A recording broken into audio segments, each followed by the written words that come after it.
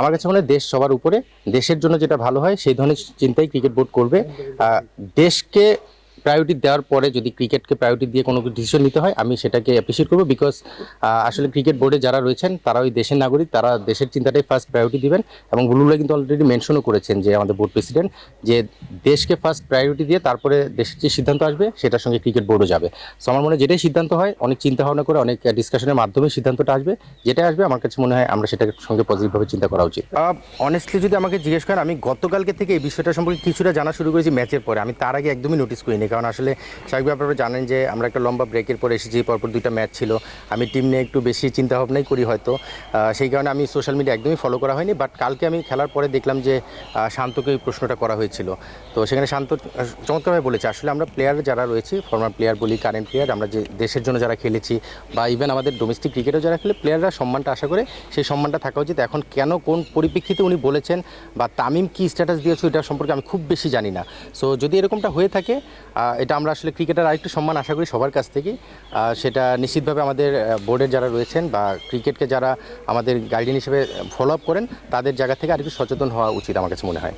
Honestly এবার অনেক কড়াকড়ি রয়েছে, এটা সত্য, এটা বলতেই হবে।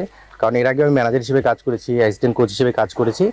স্বাভাবিকভাবেই যখন এন্টি করাপশন ইস্যুটা এসেছে তখন দেখেছি যে এই জায়গাটায় যেভাবে ডিল করা হতো এবার তার চেয়ে একটু ডিফারেন্টভাবে ডিল করা হচ্ছে। কড়াকড়ি করার ব্যাপারে কিন্তু আমরা সবাই পজিটিভলি নিচ্ছি এবং আমার মনে হয় যে সেটা অ্যাপ্রিসিয়েট করা উচিত।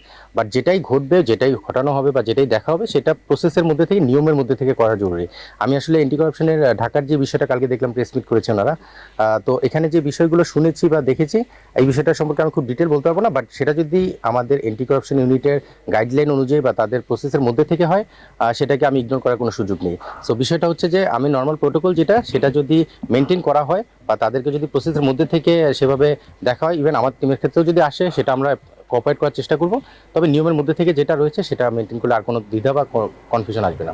নর্মালি এটা আমার কাছে একটু অডলুকিং মনে হয়েছে আসলে। এটাই বললাম যে নিয়মের মধ্যে থেকে নিশ্চিতভাবেই কারো রুমে সার্চ করা, কারো মোবাইল সার্চ করা, যে কোনোভাবে ওনাদের সেই অধিকার রয়েছে।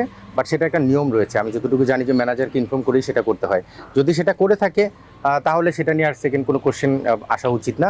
আর খেলার মধ্যে যদি বেস্ট 11-এ খেলছে, প্যাড আপ করে যদি কেউ ব্যাটসম্যান রেডি থাকে, তার ব্যাপারে কোনো যদি অ্যাজ এ হেড কোচ আমার কাছে যদি কখনো কোনো কোশ্চেন আসে, তার কাছে যদি অ্যান্টি করাপশন আসতে চায়, সেটা নিশ্চিতভাবে ম্যানেজারের থ্রু হয়ে আমার কাছে আসতে হবে। এবং সেখানে যদি আমার টিমে এই ধরনের সিচুয়েশন আসে, নিশ্চিতভাবেই আমি এটা অ্যালাউ করবো না। That's for sure. আমি এটার জন্য যেভাবে স্ট্রিক্টলি ফলো আপ করা উচিত সেটা করবো। ম্যাচ শেষে ওনারা অবশ্যই সেটা ফলো আপ করতে পারেন।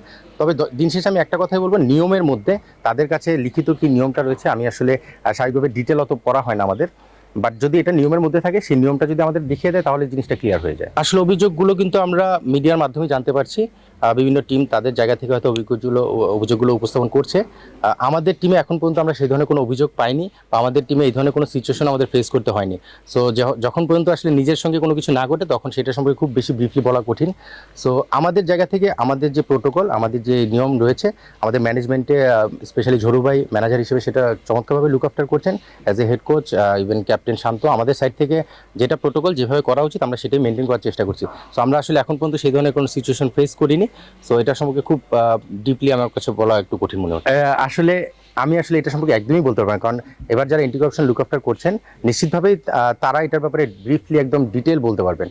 এখন একটা টিমের সঙ্গে হয়তো হচ্ছে সেই কারণে ওনারা বলছেন, বাট কেন বলছেন, একটা টিমের সঙ্গে কেন হচ্ছে, সেটা এন্টি করাপশনে যারা রয়েছে তারাই আসলে এটার ব্যাপারে এক্সপ্লেন করতে পারবেন।